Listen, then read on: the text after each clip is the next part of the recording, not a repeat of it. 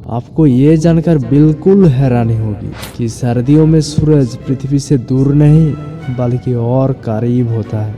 ये हमारे सामान्य सोच से बिल्कुल विपरीत है। तो आइए इसे आसान भाषा में समझते हैं। मैं हूँ आसिम और आप देख रहे हैं लेट्स फन। यहाँ पर विज्ञान के हर एक चीज धीरे धीरे करके कवर की जाएगी। सर्दियों में सूरज असल में पास होता है। पृथ्वी सूरज के चारों ओर एकदम गोल चक्कर नहीं लगाती, बल्कि इसका रास्ता थोड़ा अंडाकार है। जनवरी के शुरुआत में पृथ्वी सूरज के सबसे करीब होता है, लगभग 2 से 3 करोड़ किलोमीटर, और जुलाई की शुरुआत में पृथ्वी सूरज से सबसे दूर होती है, लगभग 26.2 करोड़ किलोमीटर।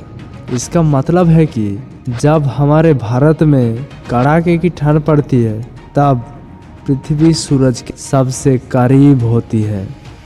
तो फिर ठंड क्यों लगती है? ठंड या गर्मी के कारण सूरज की धुरी नहीं, बल्कि पृथ्वी का अपनी धुरी पर झुका होना है। पृथ्वी अपनी धुरी पर 23.5 डिग्री झुकी हुई है। सर्दियों के दौरान उत्तरी गोलार्ध जहां हम रहते हैं, सूरज से ये जगह विपरीत दिशा में झुका होता है। इसके 2 मुख्य परिणाम होते हैं, एक तिरछी किरणें और छोटे दिन।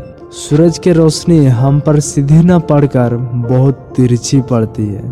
तिरछी किरणों की गर्मी कम हो जाती है क्योंकि उन्हें वायुमंडल के एक बड़े हिस्से को पार करना पड़ता है। सूरज कम समय के लिए आसमान में रहता है, जिससे धरती को गर्म होने का समय कम मिलता है। दक्षिणी गोलार्ध में उस समय क्या होता है? जब हमारा यहाँ उत्तरी गोलार्ध में ठंड होती है, तब ऑस्ट्रेलिया या दक्षिण अमेरिका में भीषण गर्मी होती है।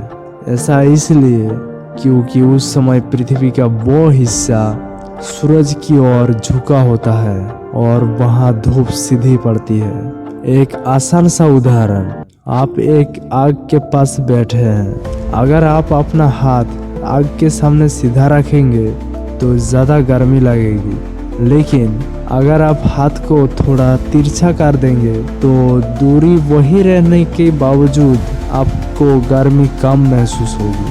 पृथ्वी के साथ भी ऐसा ही होता है। आज के लिए इतना ही।